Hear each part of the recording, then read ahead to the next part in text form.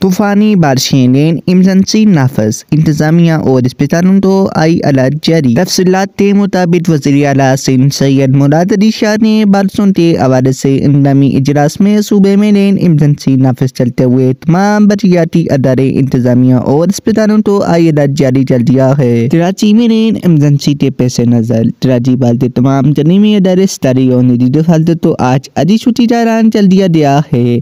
ते अलर्टेड तो किसी भी इंतजामी सुधार से निपटने के लिए तैयार लेने की हिदायत कर दी है। महकमा मुफ्तीनाती पेश दोई के मुताबिक 29 फरवरी 2024 की रात से 2 मार्च 2024 की सुबह तक दरज बारिश का इम्कान है।